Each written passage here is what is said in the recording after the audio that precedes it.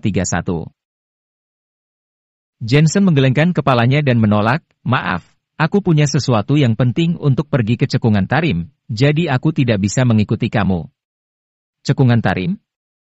Aku juga akan pergi ke cekungan Tarim, pas sekali kita satu arah." Wanita itu langsung tersenyum. Dia sempat ragu, berpikir bahwa racun ular di tubuhnya hanya bisa bergantung pada pemuda ini, kemudian menjelaskan, "Aku anggota tim operasi khusus Wasia yang ditugaskan untuk mengejar kelompok kriminal nasional, jadi aku harus pergi ke cekungan Tarim. Tapi kamu tenang saja, ikuti saja aku, maka kamu akan aman." Pandangan Jensen berbinar, menebak kalau kelompok kriminal nasional ini seharusnya grup Fei Xiong, dan melihat wanita ini kenal dengan jalur di sini, dia seharusnya sudah melakukan pencarian yang matang. Berdasarkan ucapannya, besar kemungkinan mereka akan segera menemukan grup Fei Xiong. Terlebih lagi, dia masih asing dengan perkelahian grup Fei Xiong, mendapatkan satu bantuan lebih juga bagus. Dengan cepat, Jensen menyetujuinya. Keduanya beristirahat sejenak, kemudian melanjutkan perjalanan. Dalam perjalanannya, keduanya juga saling bertanya nama, ternyata nama wanita itu adalah Felicia Fang. Felicia jelas adalah anggota baru di tim operasi khusus. Jika tidak, dia tidak akan dengan mudahnya memberitahu tentang latar belakangnya. Lagi pula, jika Jensen adalah anggota grup Fei Xiong, dia mungkin akan menyakiti Felicia. Namun, terlepas dari hal ini, Felicia adalah orang yang baik dan keahliannya juga sangat bagus. Mengikuti Felicia menyusuri cekungan Tarim, dia tidak melihat ada jejak orang di sini. Saat dia melihat sejauh mata dapat memandang, tidak ada apa-apa, kecuali gurun dan pegunungan. Ini juga sudah dekat dengan Lop Nur, zona terlarang untuk manusia. Selain orang-orang yang kuat dari tim operasi khusus, orang biasa tidak akan mungkin datang ke sini. Setelah melewati puncak bukit kecil setinggi 2 lantai, terlihat kain kamuflase yang cukup besar di bawah gunung. Ketika dibuka, terlihat mobil gunung di sana. Masuk ke dalam mobil. Jelas Felicia sudah menyiapkan hal ini sejak awal. Setelah dia menyuruh Jensen untuk naik ke mobil, dia menyalakan mobil dan melaju di padang gurun. Jensen langsung bisa melihat bahwa Felicia memang sudah siap untuk aksi ini. "Orang-orang yang aku cari, mereka tersembunyi dalam kegelapan, harus ada yang memimpin jalan dulu baru bisa masuk, jadi kamu hanya perlu berpura-pura menjadi rekanku. Ketika nanti sudah menemukan orang-orang itu, kamu bisa pergi naik mobil ini." Felicia mengemudikan mobilnya dengan sangat cepat dan melewati beberapa tebing, roda depan mobil bahkan keluar dari jalur tebing, tapi dia sangat pandai dalam mengemudi. Hanya dalam satu gerakan, dia bisa membuat mobil kembali ke jalan pegunungan lagi. "Baiklah." Jensen mengangguk. Felicia merasa cukup depresi. Melihat reaksi Jensen yang acuh tak acuh, dia sengaja melaju dengan kecepatan tinggi untuk melihat Jensen yang ketakutan. Namun, dia sungguh kecewa. Jensen tidak mengucapkan sepatah kata pun dari awal. Dia tetap stabil. Apakah karena dokter terbiasa melihat hidup dan mati sampai mereka bisa bersikap biasa saja? Atau, apakah orang ini terlalu yakin dengan kemampuan mengemudinya sampai dia tidak takut sama sekali? Tentu saja, masih ada satu alasan lain lagi, yaitu, orang ini memang gila. Lagi pula, bagaimana bisa orang biasa datang ke padang gurun ini hanya untuk mengumpulkan obat herbal, bahkan hanya seorang diri saja? Apakah sudah sampai? Kamu ganti balutannya sekali lagi dan seharusnya sudah cukup baik. Cepat sedikit, cari tempat untuk mengganti balutannya. Jensen menutup matanya sembari beristirahat. Baiklah, mengerti. Felicia semakin tertekan. Dia bahkan mengkritiknya karena berkemudi dengan lambat. Persetan. Dia saja tidak yakin terhadap dirinya sendiri yang berkendara melewati tebing-tebing ini. Tak lama kemudian, mobil ROV itu melaju di jalanan pegunungan yang seperti ular dan mereka sudah berada di dataran yang lebih rendah. Terlebih lagi, ini adalah Lop Nur, yang pernah menjadi salah satu lop terluas di dunia. Mobil ROV itu berhenti pada saat yang bersamaan. Felicia membuat api di tanah, kemudian melemparkan sesuatu ke dalamnya untuk dibakar, menyebabkan tumpukan asap hitam mengepul. Tidak lama kemudian, terlihat mobil Prado di kejauhan yang sedang melaju kemari. Setelah melihatnya dengan teliti, mobil itu ternyata penuh dengan orang asing yang berpostur tinggi dan kekar. Semuanya memegang AK, totalnya 5 orang. Apa barangnya sudah dibawa? Setelah mobil berhenti, seorang pria parubaya berseragam kamuflase dengan sepatu bot kulit militer turun dari kursi pengemudi, lalu tiba-tiba menatap Jensen dan berkata, "Kamu membawa orang asing ke sini. Bukankah sudah aku katakan untuk jangan membawa orang asing?" Setelah dirinya berteriak, semua orang mengangkat pistol di tangan mereka. Reaksi mereka sangat sensitif, terlihat jelas mereka adalah tentara bayaran asing. Dia pemanduku. Tanpa dia, aku tidak akan bisa menemukan tempat ini. Felicia berjalan dengan membawa sebuah koper dan menyuruh Jensen untuk tetap di dalam mobil. Melihat tubuh Jensen yang tampak lemah, tidak terlihat seperti pria galak, pemimpin mereka melambaikan tangannya, kemudian semua tentara bayaran itu menurunkan pistol mereka. Pemimpin kelompok itu bertanya, "Di mana barangnya? Bagaimana dengan uangnya?" Felicia berkata dengan sikap acuh tak acuh. "Aku tidak menyadari ternyata Nona Tasha sangat berhati-hati." Pemimpin kelompok itu mencibir, lalu melambaikan tangannya ke orang di sampingnya. Salah seorang dari mereka mengeluarkan sebuah koper dan membukanya, memperlihatkan uang kertas yang berkilauan. "Baiklah, ini barangnya. Aku mencurinya dari Akademi Ilmu Pengetahuan. Setelah aku mengambil uangnya, ini tidak ada hubungannya lagi denganku." Felicia meletakkan kopernya di tanah. Pihak mereka juga meletakkan uangnya di atas tanah, kemudian mulai memeriksa koper Felicia, tetapi ketika mereka membukanya, tidak ada apapun di dalamnya. "Mana obat cairnya?" Pimpinan kelompok itu marah seketika, kemudian mengangkat kepalanya dan memandang Felicia. Namun saat ini, Felicia sudah bergerak duluan. Dengan belati di tangan kirinya, dia sangat gesit seperti macan tutul. Dengan satu gerakan saja, leher pimpinan kelompok itu terbelah. Namun, tangan kanannya juga tidak berhenti. Pistol berwarna perak seukuran telapak tangan muncul, dia melepaskan beberapa tembakan berturut-turut. Pistol itu menembak tepat di kepala mereka, beberapa dari mereka terjatuh. Hanya satu orang yang terluka, sedangkan yang lainnya sudah tewas dengan satu tembakan. Kemampuannya benar-benar sangat hebat. Hanya dalam sekejap mata, 5 tentara bayaran yang kuat itu semua dihabisi olehnya. "Antarkan aku ke markasmu." Orang terakhir ini sengaja Felicia sisakan untuk dimanfaatkan. Markas kriminal nasional ini selalu dirahasiakan, dan hanya orang mereka sajalah yang bisa menemukannya. Inilah alasannya membiarkan satu orang itu tetap hidup. Kamu berani membohongi kami. Kamu bukanlah mahasiswi pascasarjana di Akademi Ilmu Pengetahuan. Kamu adalah tentara Huasia. Pria itu terbaring di tanah, berkata dengan senyum yang mengerikan, "Jangan bermimpi aku akan mengkhianati bos kami." Ekspresi Felicia menjadi dingin, dia ingin langsung menggunakan beberapa cara ekstrim untuk memaksa orang menunjukkan jalannya, tapi kemudian, dia merasakan adanya bahaya yang datang, titik cahaya inframerah di atas dahi. "Penembak jitu!" Felicia langsung bereaksi. Dahinya berkeringat dingin dan tidak berani bergerak. Dia hanya bisa melihat ke atas secara perlahan, kemudian menyadari bahwa masih ada satu orang lain di mobil Prado itu. Dia sedang berbaring di atap mobil, memegang senapan sniper M21 yang mengarah kepadanya, dengan cibiran menghina di wajahnya. Sudah berakhir. Felicia tahu bahwa dia kemungkinan besar akan mati. Wus. Tetapi pada saat ini, hembusan angin bertiup dan kematian yang dibayangkannya tadi tidak terjadi. Felicia buru-buru melihat penembak jitu itu dan menemukan bahwa pria itu sudah tidak bergerak. Ketika dia melihatnya lagi dengan cermat, pria itu seperti patung batu, bahkan napas dan matanya sudah berhenti, dan ada beberapa jarum perak menancap di dahi dan lehernya. Dia tanpa sadar melihat ke arah belakang, hanya untuk melihat bahwa Jensen tidak tahu sejak kapan mulai berjalan ke arahnya. Selain tentara bayaran ini, hanya dia dan Jensen yang tersisa. Jika bukan dia yang melakukannya, maka pasti Jensen. "Kamu siapa?" Felicia terkejut. "Dokter." Jensen terkekeh, seorang dokter yang membawa pasiennya. Episode 232. Felicia menatap Jensen. Dia pernah berpartisipasi dalam banyak pertempuran, juga sudah menyelesaikan banyak misi, dan bertemu dengan orang-orang yang beragam. Namun, di pribadi Jensen, dia benar-benar tidak merasakan hawa apapun, tidak ada aura membunuh, tidak ada aura permusuhan, dan tidak ada energi yang seharusnya dimiliki tentara. Jika dinilai secara keseluruhan, memang benar terlihat seperti seorang dokter. Jika bukan karena sudah melihat semuanya secara langsung dengan mata kepalanya sendiri, dia benar-benar tidak akan percaya bahwa dokter yang tampak lemah ini ternyata begitu hebat.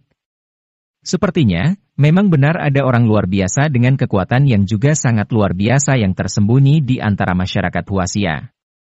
Tidak heran jika orang ini berani seorang diri datang ke padang gurun.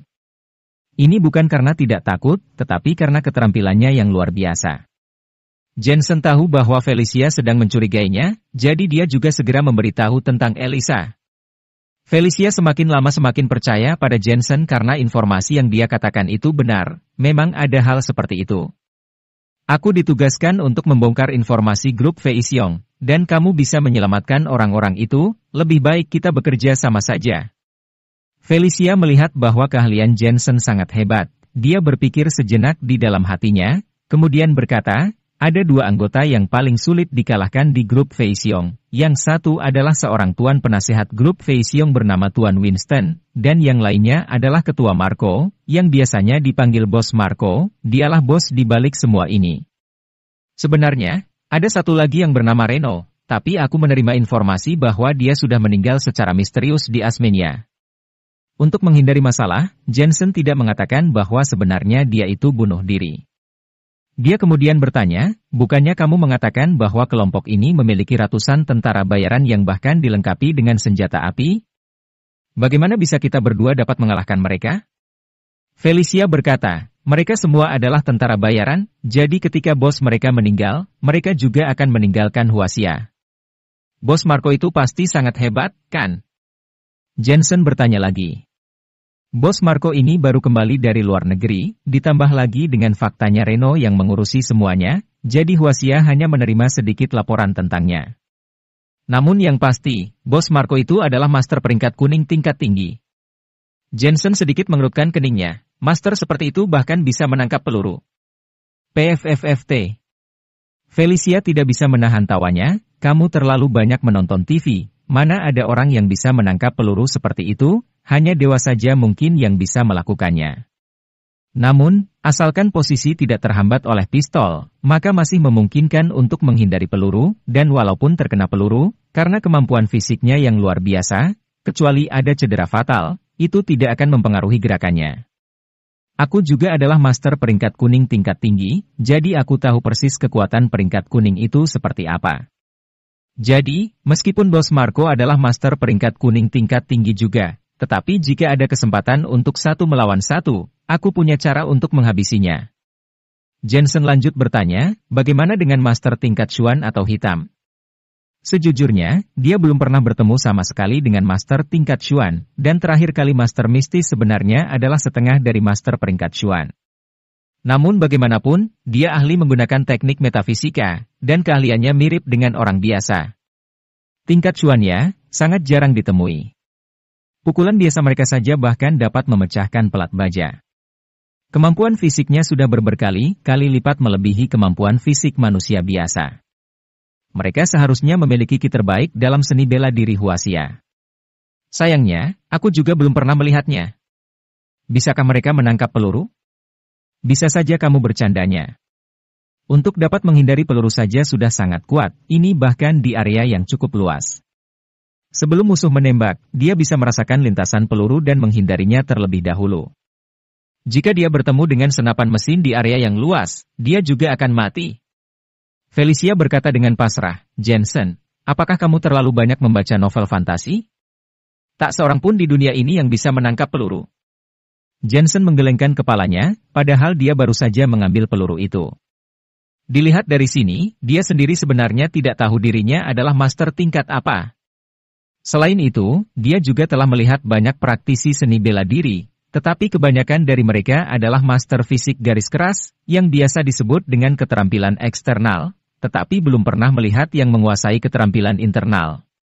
Felicia menambahkan, faktanya, pengklasifikasian kekuatan lemah atau tidak lemah tidak selalu harus berdasarkan keterampilan ki yang dimilikinya. Beberapa orang tidak menguasai ki, tetapi mereka ahli dalam segala jenis senjata panas maupun senjata dingin. Mereka juga dapat diklasifikasikan ke master tingkat kuning, tingkat Xuan, tingkat bumi dan tingkat surgawi. Jensen mengangguk, dia pernah dengar hal ini dari panah sebelumnya.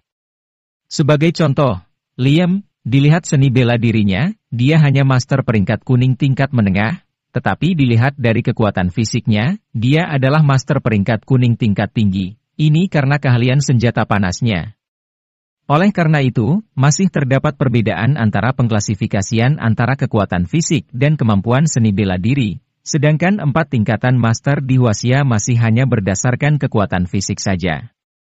Jensen bertanya lagi, ngomong-ngomong, apa yang kamu jual ke mereka tadi? Kami mendapatkan informasi sebelumnya bahwa seseorang telah mencuri rahasia penting dari Akademi Ilmu Pengetahuan, yaitu obat cair yang aku perdagangkan tadi.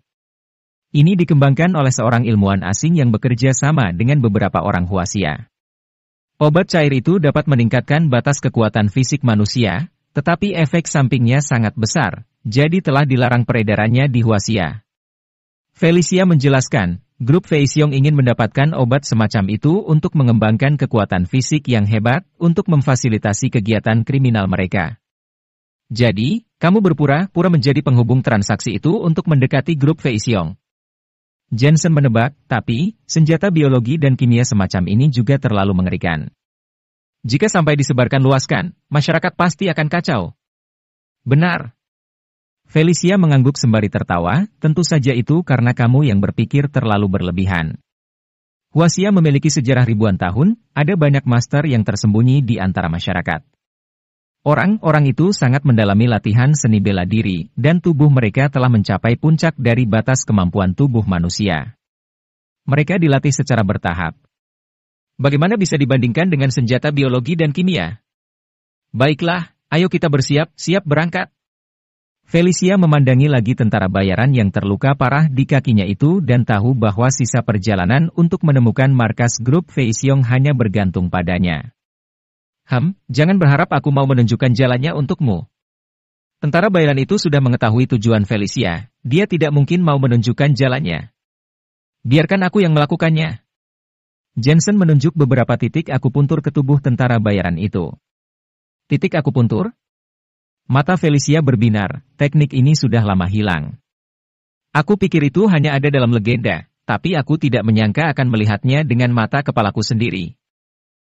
Gatal sekali. Sungguh gatal sekali. Dingin sekali. Aduh, perutku terasa panas sekali. Tentara bayaran yang terbaring di tanah itu menangis kesakitan. Tubuhnya sejenak gatal, sejenak dingin, dan sejenak panas, berbagai rasa misterius mengalir masuk, membuatnya ingin mati saja. Baiklah, aku akan mengatakannya. Tentara bayaran itu akhirnya menyerah, kemudian Jensen menekan beberapa titik untuk mengurangi rasa sakitnya. Jensen, bagaimana kamu bisa memahami titik akupuntur?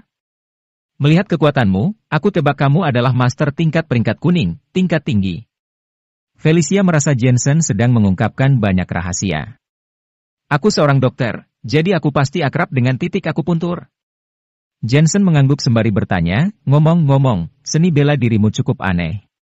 Kamu bisa bertindak dengan cepat, bahkan dengan trikmu yang cukup kejam dan mematikan. Apakah kamu mempelajarinya di ketentaraan?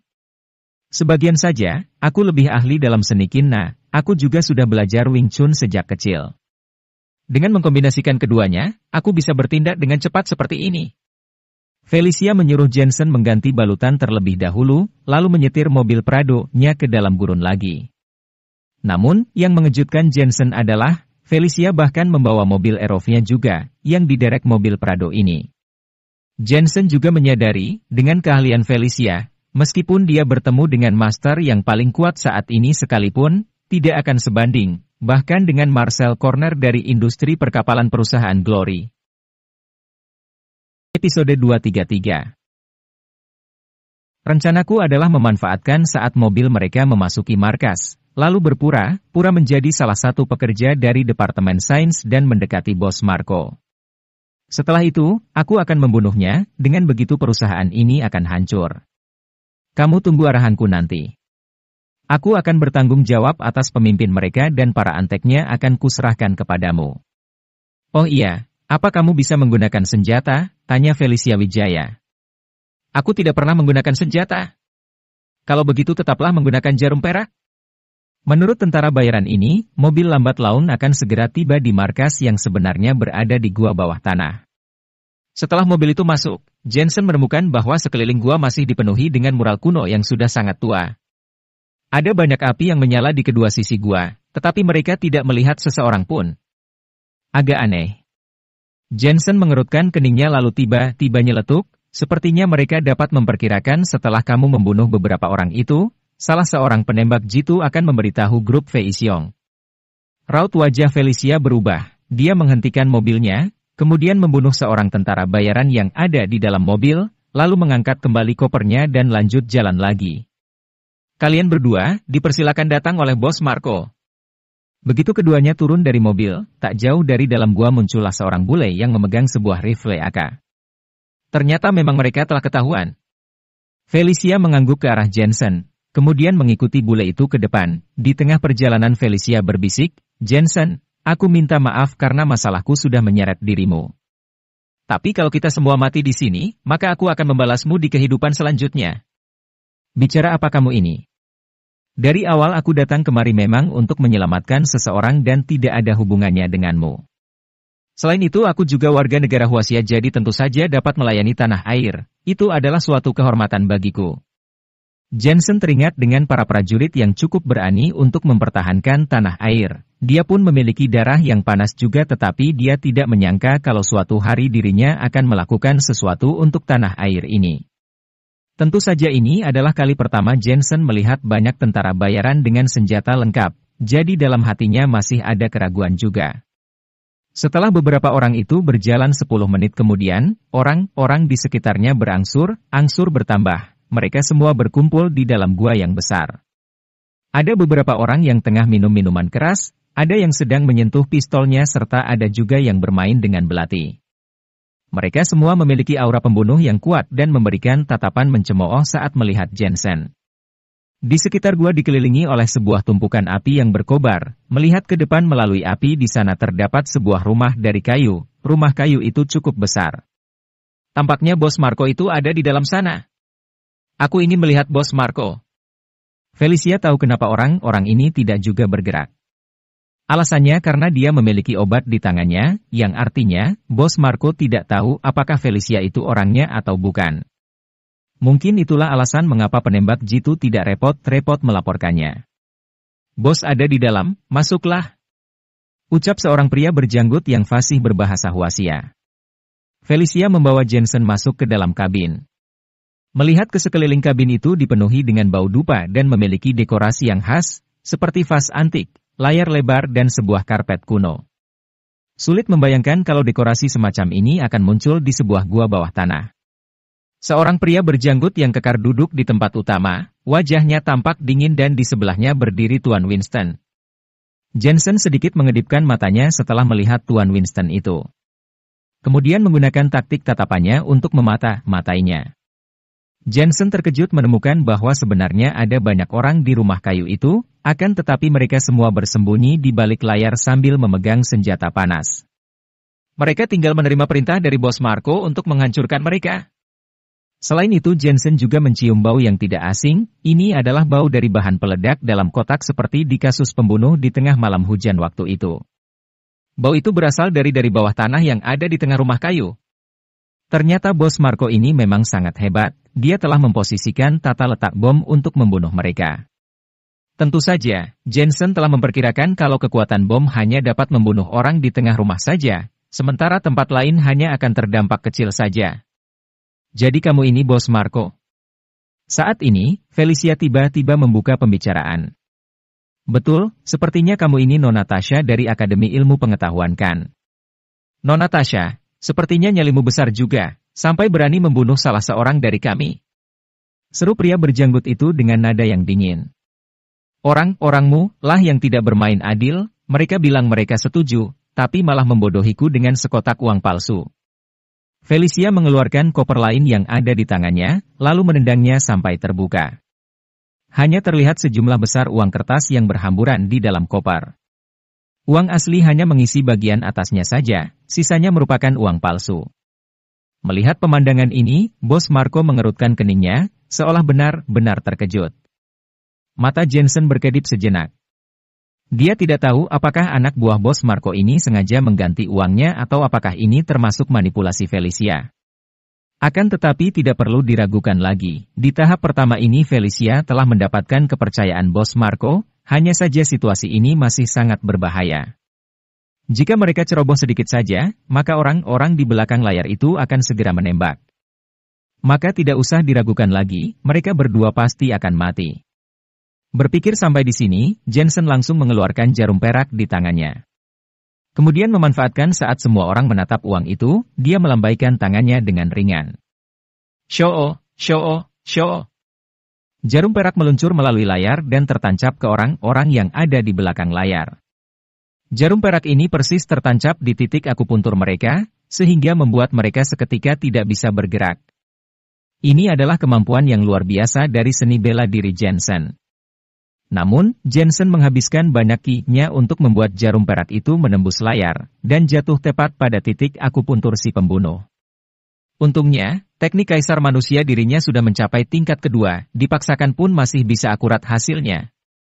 Jensen diam-diam menyesalinya, kalau saja teknik kaisar manusia dirinya mencapai tingkat ketiga, mungkin tidak akan muncul situasi ki yang seperti ini. Nona Tasha, kami juga tidak tahu tentang masalah ini. Detik ini, Bos Marco berkata dengan nada yang datar, mungkin anak buahku ingin bermain curang denganmu, tapi mereka juga telah kamu bunuh. Maka daripada itu, masalah ini sudah bisa dianggap selesai. Sekarang, berikan obat yang kamu bawa itu, kita bertukar lagi. Boleh, tapi pertama-tama aku ingin melihat uangnya dulu. Seiring Felicia berkata demikian, dia berjalan ke salah satu arah layar, tidak sengaja mendekati Bos Marco. Jensen tidak bisa berkata-kata, jikalau dia tidak menangani pembunuh di balik layar, mungkin dengan gerakan tidak sengajanya ini, nyawa Felicia sudah ada di tangan mereka. Selain itu posisi Felicia terlalu dekat dengan bom di tengah juga, ini sangatlah berbahaya. Baiklah, seseorang bawakan aku uang 100 juta yuan. Bos Marco melambaikan tangannya, kemudian seseorang mengeluarkan sebuah koper. Setelah dibuka, terlihat ada begitu banyak uang di dalamnya. Aku ingin Bos Marco sendiri yang mengantarkannya kepadaku. Karena Bos Marco telah gagal memenuhi kepercayaanku sekali jadi aku tidak ingin ditipu lagi.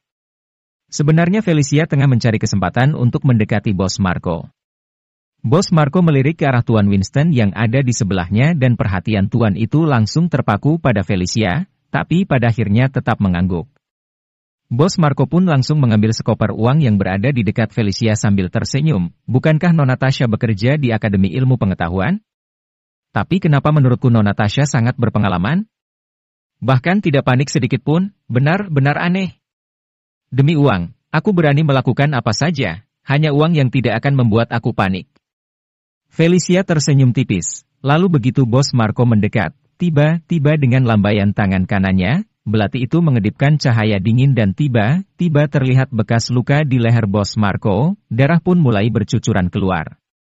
Dia menunjuk ke arah Felicia, akan tetapi belum sempat dia mengatakan sesuatu, dia sudah jatuh terlentang. Beraninya kamu membunuh Bos Marco. Seseorang, bunuh dia.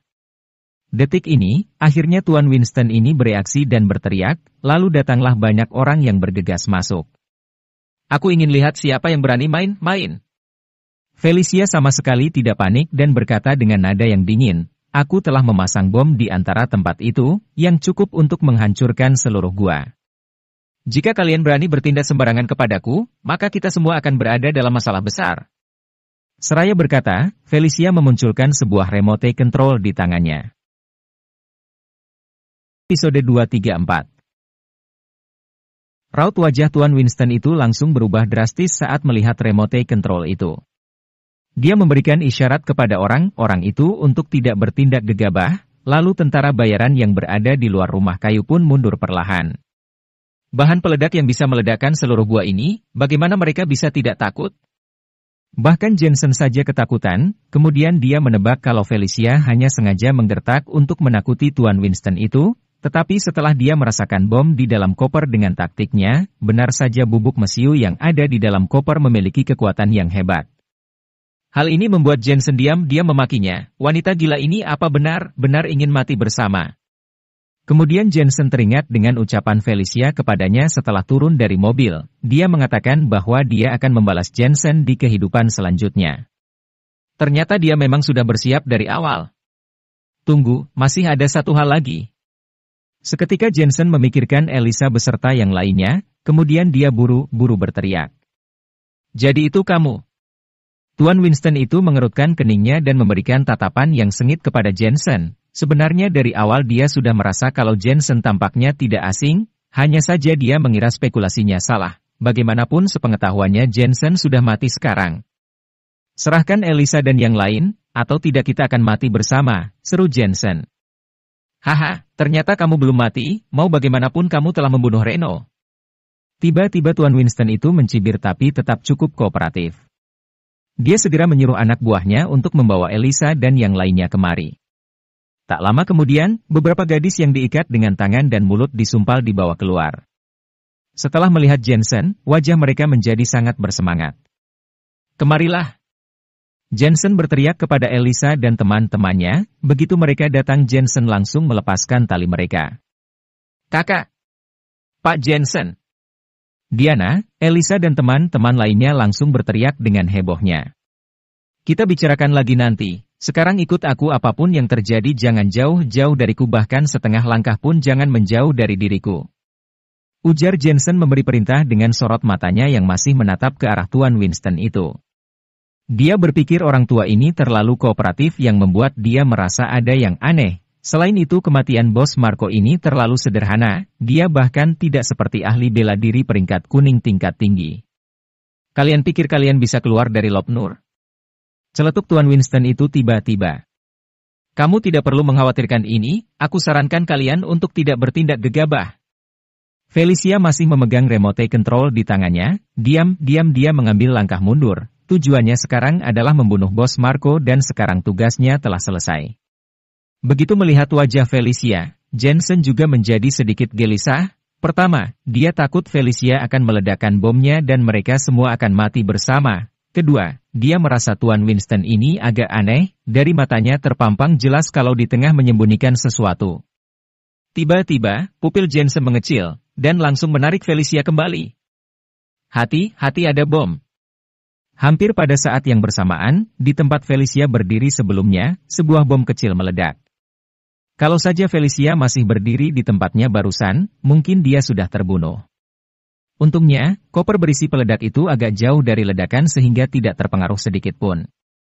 Kalau tidak, mungkin ini sudah menjadi serangkaian ledakan yang besar. Hampir saja. Setelah Felicia dijegal oleh Jensen, kedua pria yang ada di sana berguling-guling di tanah. Beberapa detik selanjutnya peluh dingin mulai bercucuran. Tiba-tiba dia teringat jika dia tidak memanggil Jensen pada misinya kali ini, mungkin dirinya sudah mati. Aku sudah bilang, kalian tidak akan bisa keluar dari Lopnur. Tuan Winston itu menyuruh bawahannya untuk segera mengambil kotak obat itu, adapun remote control sekarang sudah tidak ada di tangan Felicia lagi karena ledakan sebelumnya. Remote itu telah jatuh ke sisi lain dan diambil oleh salah seorang anak buah Tuan Winston itu. Bunuh mereka. Tuan Winston itu memberikan perintah, di saat yang sama dia membuka koper itu untuk memeriksanya. Namun, setelah perintahnya dikeluarkan, sekitarnya menjadi lebih hening. Para pembunuh yang bersembunyi di balik layar telah Jensen lumpuhkan, sekarang mereka tidak bisa bergerak sama sekali. Bunuh mereka. Tuan Winston itu berteriak lagi, dan pada akhirnya menemukan bahwa ada sesuatu yang tidak beres. Dia buru-buru melihat ke koper itu, lalu mendapati tidak ada obat sama sekali di koper itu. Beberapa di antaranya hanyalah bom waktu yang sudah mulai berjalan. Melihat waktunya masih tersisa 10 menit. Berani-beraninya kamu membodohi kami. Tuan Winston itu sangat murka, kemudian dia teringat sesuatu dan berkata dengan geram, kamu dari tentara Huasia. Baru tahu sekarang? Sudah terlambat. Felicia mengangguk pelan seraya berkata dengan getir. Aku adalah tim aksi khusus dan anggota khusus nomor 2 dari Tentara Khusus Huasia bagian utara, dengan kode nama Dagger. Kamu. Seluruh tubuh tuan itu gemetar. Sudah ke sana kemari begitu lama, ternyata wanita ini berasal dari Tentara Huasia yang berarti mereka telah menjadi sasaran. Hahaha. Tuan itu mengertakkan giginya dengan penuh amarah, tapi dia tiba-tiba tertawa terbahak-bahak, memang kenapa kalau dari tentara, kamu kira misimu telah berhasil? Bos Marco keluarlah. Pada saat yang sama, setelah Tuan Winston itu menyebutkan nama, lalu keluarlah seorang pria kurus, pria itu terlihat murung, tingginya sedang serta mengenakan pakaian tradisional dan sepatu kain. Penampilannya sama sekali tidak terlihat seperti seorang bos, bahkan lebih seperti orang biasa yang berlatih aerobik di taman. Tapi Jensen dapat merasakan napas yang mengerikan dari dalam dirinya. Sangat kuat. Intuisi pertama Jensen adalah, pria ini telah melampaui semua ahli seni bela diri yang pernah dia kenal. Aku adalah bos Marco yang sebenarnya. Pria parubaya itu menatap Felicia dengan tatapan yang datar. Sudah setengah mati berusaha membunuhku, ternyata itu palsu, sungguh kasihan.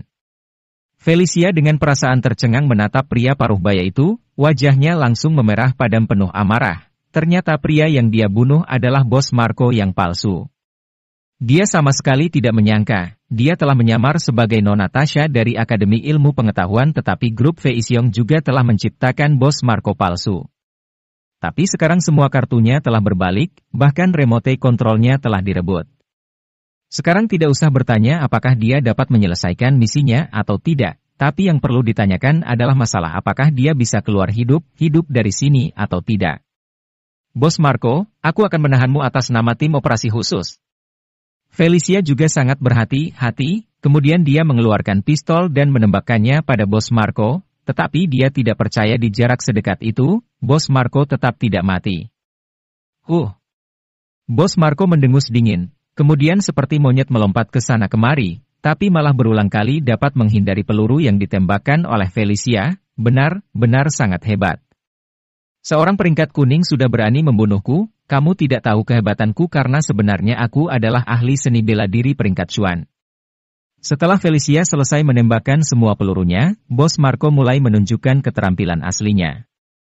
Dengan ucapan barusan, dia tidak bisa mengatakan seperti apa dirinya, tetapi orang ini memiliki pengalaman bertarung yang sangat kaya. Dia sangat terkenal karena periode perang di Timur Tengah. Bos Marco dapat membidik kepala pemimpin musuh dari jarak ribuan meter jauhnya sendirian. Kalau bukan begitu, lantas dia tidak akan memenuhi syarat untuk membiarkan sekelompok tentara bayaran bekerja untuknya. Bos Marco, kamu sungguh luar biasa. Tuan dan anak buah lainnya sudah lebih awal bersembunyi di sudut, dan begitu mereka melihat Felicia telah menghabiskan semua pelurunya, barulah mereka menjulurkan kepala. Plak! Pada saat yang sama, bos Marco mengulurkan tangannya dan peluru itu jatuh ke tanah. Menangkap peluru dengan tangan kosong. Wajah Felicia berubah pucat pasi, selama ini dia berpikir tidak akan ada manusia yang dapat menangkap peluru. Tetapi fakta yang ada di depan matanya telah memberikan dirinya sebuah pelajaran serta memberitahu dirinya bahwa di atas langit masih ada langit dan begitu seterusnya. Apa yang telah kamu pelajari adalah tinju Wing Chun, itu juga dianggap sebagai praktisi bela diri, tetapi tahukah kamu kalau seorang ahli seni bela diri sejati memiliki ki dalam tubuhnya? Ujar bos Marco dengan nada yang dingin, wajahnya menyiratkan rasa bangga yang tidak bisa terucap dari mulutnya. Lantas, apa kekuatan ki itu bukan sekedar mitos? Felicia bergumam kepada dirinya sendiri, dan tiba-tiba ekspresi wajahnya mulai getir, lalu sambil memegang belati di tangannya dia menyerbu bos Marco. Plak! Bos Marco langsung bergerak bagaikan kilat kemudian langsung mengambil alih belati itu dari tangan Felicia. Buk! Buk! Buk! Begitu belatinya dilepas, Felicia yang kaya akan pengalaman bertarung langsung menggunakan tinjunya untuk menyerangnya. Namun, tinjunya malah terjatuh ke tangan bos Marco. Bos Marco malah tidak bergerak seperti lonceng perunggu, bahkan saat Felicia menggunakan bela dirinya, tapi bos Marco tetap saja seperti besi yang tidak bisa dibengkokkan sama sekali. Episode 235. Dari aku masih kecil, aku telah belajar seni bela diri dari seorang guru, dan setelah beberapa dekade aku berlatih, seni bela diriku ini mana mungkin bisa kamu kalahkan dengan seni bela diri kecilmu itu. Bos Marco mendengus dingin, kemudian langsung meluncurkan tinjunya ke depan. Untungnya reaksi Felicia sangat cepat, kemudian dua kakinya langsung menginjak ke tanah dan terbang keluar. Bruk! Bos Marco langsung terbang meninju ke tanah, seketika tanah yang keras tertembus olehnya. Benar-benar ki yang sangat kuat. Izinkan aku memberitahumu, jika kamu berlatih seni bela diri tanpa ki, itu sama saja seperti tong kosong. Bos Marco melangkah dan menghentakkan kakinya lalu mulai menunjukkan pencaksilatnya. Dengan cepat dia menerkam Felicia lalu dengan satu tinjunya ingin memukul Felicia sampai mati. Saking cepatnya gerakan bos Marco, Felicia tidak dapat bereaksi sama sekali. Kedua pupilnya bergetar, dia tahu kalau misinya kali ini telah gagal, dan yang paling membuatnya geram adalah pengontrol bomnya juga dirampas. Kalau tidak seperti itu, seberapa kuat Bos Marco pun, dia tetap tidak mungkin bisa menangkis bom. Jurus membangkitkan awan. Tiba-tiba saat ini Felicia mendengar sebuah suara. Saat dia mengedipkan matanya, Jensen sudah muncul di depannya dan dia menggambar lingkaran dengan kedua tangan, seolah tengah menggambar sesuatu di atas udara yang kosong. Ba! Tiba-tiba telapak tangan Bos Marco terhempas, ternyata Jensen lah yang tengah mendorong lintasan tinjunya dengan tangan kosong. Jurus batu giok terbang. Suara Jensen semakin rendah lagi, kedua tangannya seperti memegang ember dan mengayuh di situ. Tapi anehnya, aksi ini tampak tidak cepat sama sekali, seperti lelaki tua di taman yang berlatih menggerakkan tangan dan kakinya. Namun begitu dia menyelipkan tangannya, tiba-tiba Jensen terdorong dan Bos Marco yang ada di depannya langsung terpental seperti tertabrak oleh kereta api. Buk buk buk. Dia terpental keluar dan merobohkan seluruh susunan kayu itu. Semuanya tercengang. Bos Marco adalah seorang master peringkat Chuan, dia adalah orang yang tak terkalahkan di medan perang Timur Tengah, bahkan peluru saja sangat sulit untuk mengenai pukulan besarnya, tapi sekarang dia benar-benar dipukul mundur oleh seorang pemuda. Jensen. Felicia yang berada di belakang Jensen juga menjadi linglung. Bos Marco berdiri dan menyuruhnya untuk menyerang tapi dia bahkan tidak bisa menyerangnya sama sekali, tapi Jensen dapat membuat Bos Marco terpental hanya dengan satu telapak tangannya saja, perbedaan di antara mereka ini terlalu besar. Bruk! Pada saat ini, rumah kayu itu bergetar dan pecahan kayu mulai tertendang. Bos Marco berdiri lagi dengan sudut mulutnya yang berlumuran darah serta raut wajah yang kian suram. Aku tidak menyangka kalau ada seorang master yang bersembunyi. Seni bela diri macam apa yang kamu pelajari? Bos Marco tahu kalau pemuda ini pasti memiliki ki, tetapi yang membuat dia terkejut adalah pemuda ini masih sangat muda. Tai Chi. Tangan Jensen menjadi lebih ringan, kemudian dia menekan ki-nya ke dalam. Pada awalnya, dia berpikir Bos Marco akan membuat dirinya berada dalam bahaya, tetapi setelah Bos Marco mulai bergerak, dia menemukan kalau kekuatannya hanya begitu saja. Meskipun dia memiliki ki yang melindungi tubuhnya, tetapi ki itu masih berantakan dan tidak sebanding dengan ki tingkat Chuan miliknya. Ini membuat Jensen memiliki sebuah pikiran, mungkinkah ki yang selama ini dia latih adalah ki tingkat atas? Jensen melatih Profound Ki. Ini seperti perbedaan antara bahan bakar pesawat dan bahan bakar mobil.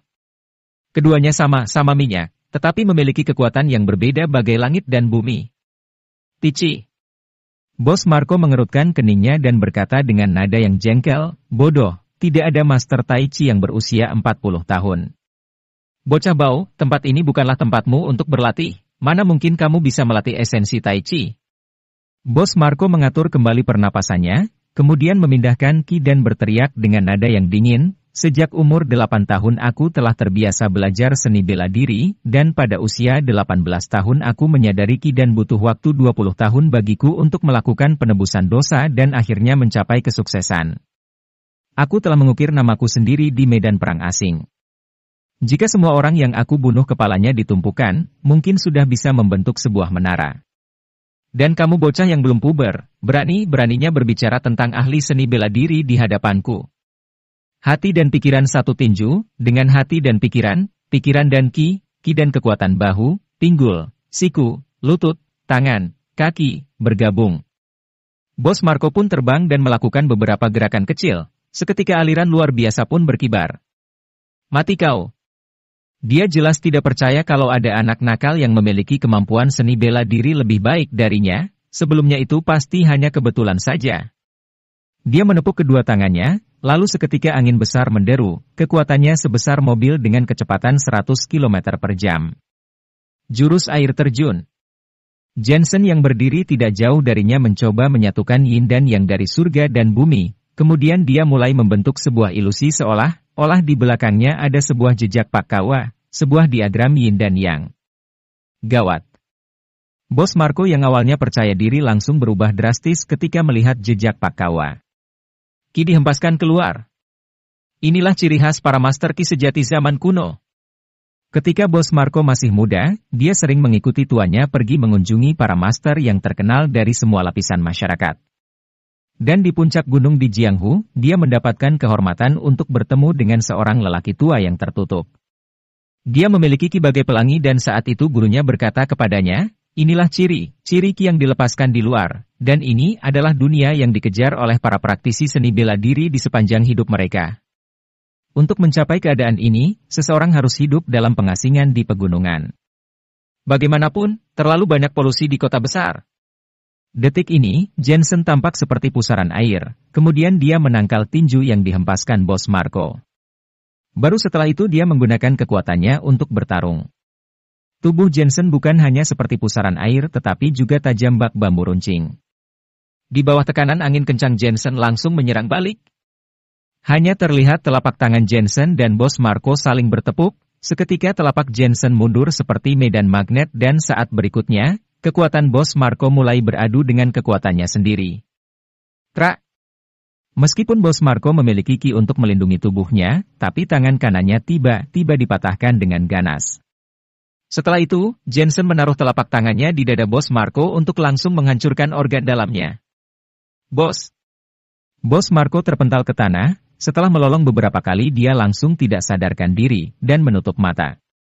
Dia juga tidak habis pikir. Bos Marco tidak bisa mati dihujani peluru, tinggal di hutan selama 2 tahun di hutan hujan pegunungan juga tidak mati, tetapi dia malah mati di tangan seorang pemuda. Semua orang yang berada di dalam kabin tercengang. Bos Marco sudah mati. Tiba-tiba Tuan Winston berteriak dan dengan cepat keluar dari rumah kayu, tak lama kemudian dia langsung tersandung dan terjatuh. Ya Tuhan, orang macam apa Jensen ini?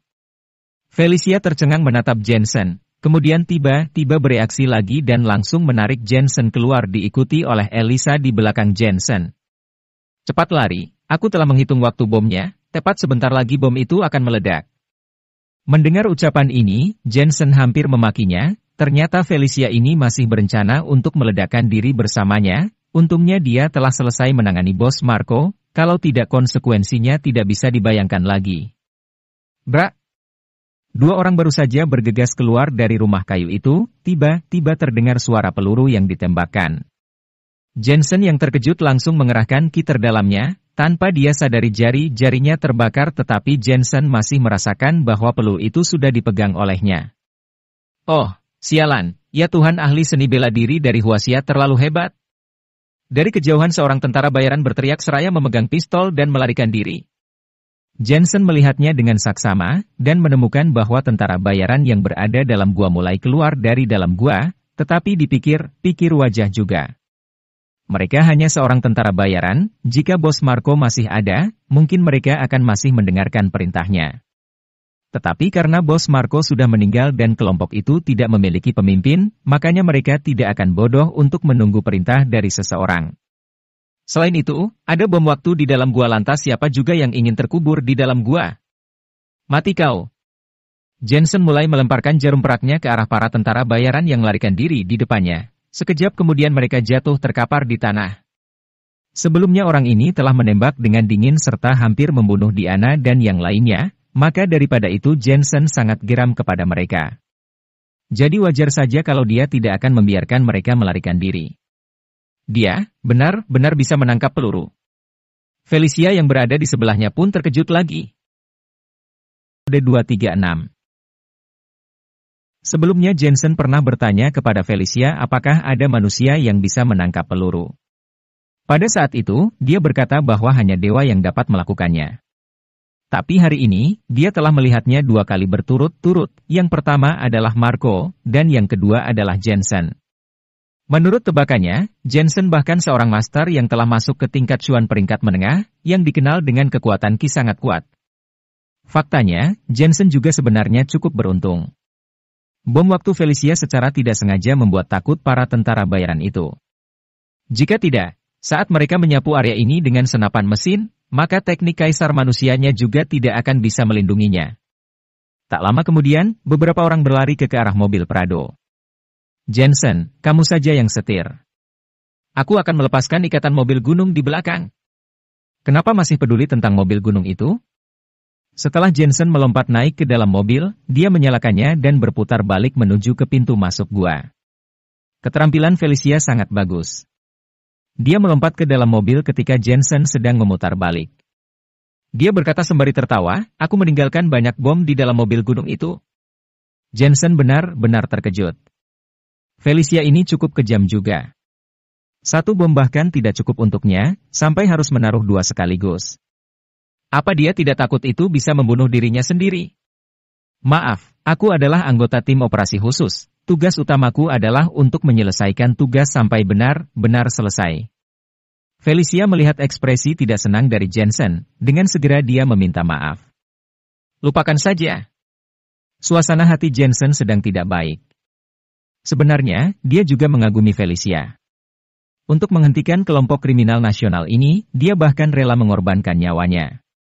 Jadi sebenarnya, karena para prajurit inilah masyarakat dapat tinggal dan bekerja dengan nyaman dan aman.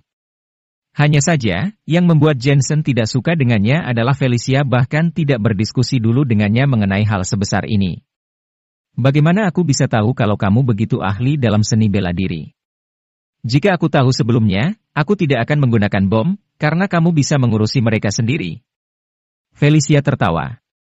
Jensen memarahinya dengan perasaan tertekan, kamu memperlakukanku sebagai dewa, mereka menyerangku dengan senapan mesin satu persatu. 100 nyawaku juga tidak akan cukup. Baiklah, jangan marah lagi, yang penting kita masih hidup, dan kamu juga sudah menyelamatkan nyawa. Ditambah, aku juga sudah menyelesaikan tugasku, kita semua harusnya senang. Ketika mereka berbicara, gua di belakang mereka akhirnya meledak, seolah-olah seperti langit yang runtuh. Seluruh hutan kacau balau, gua bawah tanah mulai tenggelam. Untungnya, tidak ada orang di dekatnya, jika tidak maka sudah pasti akan kena. Mobil terus bergerak maju. Setelah cukup lama, kemudian berhenti di tempat. Felicia menyalakan api dan mengeluarkan biskuit yang terkompresi untuk dimasak. Melihat Elisa dan yang lainnya, mereka semua merasa ketakutan. Bagaimanapun juga, mereka hanyalah mahasiswa yang tiba-tiba diculik dan sampai di tempat ini.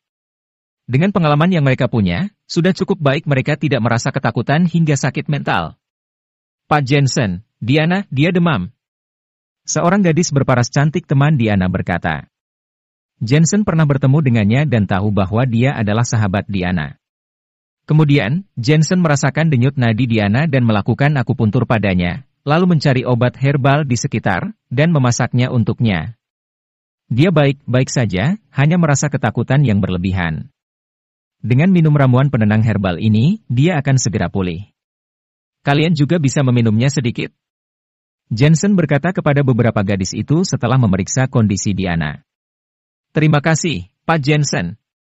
Gadis-gadis itu sangat bersyukur, karena jika Jensen tidak datang, tidak akan ada yang tahu bagaimana nasib mereka selanjutnya. Terima kasih, Pak Jensen. Bahkan Elisa, yang biasanya selalu nakal, kini menjadi jauh lebih diam. Tidak apa-apa, memang sudah seharusnya begitu. Jensen tertawa, setelah kembali nanti, aku akan mengajakmu bertemu seseorang. Baiklah. Setelah Elisa meminum sup obat yang hangat, dia dan beberapa gadis itu memasuki mobil untuk beristirahat. Jensen dan Felicia mengelilingi perapian. Ketika malam tiba, selain dari suhu yang sangat rendah, sekilas hutan itu terlihat seperti tertutup salju, langit penuh bintang, dan pemandangannya sangat indah. Hutan itu terlihat seperti tertutup salju, dan bulannya terlihat seperti bentuk kail. Melihat ke kejauhan, Jensen tidak bisa menahan perasaan luar biasa di dalam hatinya. Dia juga baru datang ke hutan ini untuk pertama kalinya hidupnya ini, sungguh bukanlah perjalanan yang sia-sia. Memang indah, tapi juga sangat berbahaya. Felicia menata rambutnya ke telinganya. Di bawah sinar rembulan seperti ini, penampilannya cukup mengesankan. Jensen, apakah kamu tertarik untuk bergabung dengan tim aksi khusus? Aku dapat menjamin bahwa dengan kemampuanmu itu, kamu akan dapat dengan mudah lulus ujian masuknya. Felicia memandang Jensen sembari berkata, dengan menjadi anggota tim aksi khusus, kamu akan memiliki otoritas yang jauh lebih besar. Kamu bisa membawa senjata, bahkan memiliki izin untuk membunuh saat kamu sedang dalam keadaan terdesak. Jika tidak sedang memiliki tugas, kamu masih bisa memiliki waktu luang. Tidak berminat. Jensen menggelengkan kepalanya dan menolaknya. Aku belum ingin mati. Nah, apakah kamu ingin menyia-nyiakan keterampilanmu begitu saja? Sebenarnya, aku hanya ingin menjadi seorang dokter saja. Sudah cukup bagiku untuk bisa membantu orang biasa. Selain itu, aku juga bisa tetap berada di sisi istriku dan menjaganya, sisanya aku hanya mengikuti takdir saja. Jensen melihat ke kejauhan, tetapi yang dipikirkannya adalah istri kesayangannya yang sedang berada di rumah itu. Baiklah, hubungi aku jika kamu berubah pikiran suatu hari nanti. Felicia tidak memaksa. Sebenarnya, dia sangat menghormati Jensen. Keterampilannya sangat baik. Ketekunannya juga baik. Namun tanpa disangka, hanya demi beberapa gadis, dia pergi seorang diri dari sisi selatan Huasia sampai ke sisi barat laut. Ini bukanlah suatu hal yang dilakukan oleh orang biasa. Dan demi istrinya, dia yang memiliki keahlian yang bagus, bahkan rela menyembunyikannya dan hanya menjadi seorang dokter biasa saja. Sangat jarang ada pria sepertinya di dunia ini. Pada hari kedua, Elisa dan yang lainnya sudah jauh lebih bersemangat, mereka juga sudah bisa berjalan. Apalagi, mobil sudah kehabisan bensin, mereka hanya bisa mengandalkan kaki mereka untuk melanjutkan perjalanannya. Namun, mereka tidak merasa khawatir mengikuti Jensen. Semangat muda mereka juga sudah kembali, mereka bahkan terus mengobrol di sepanjang jalan. Sayangnya, tidak ada ponsel di sini. Jika ada, mereka pasti sudah mengambil foto dan membagikannya di Instagram. Butuh 2 hari untuk akhirnya mencapai daerah berpenduduk. Jensen segera menelepon Panah dan memintanya untuk mengatur penerbangan. Setelah berpamitan dengan Felicia, Jensen bersama beberapa orang lainnya naik pesawat dan pergi. Mereka tiba di Asmenia di tengah malam, diri mereka terlihat lusuh dan kotor.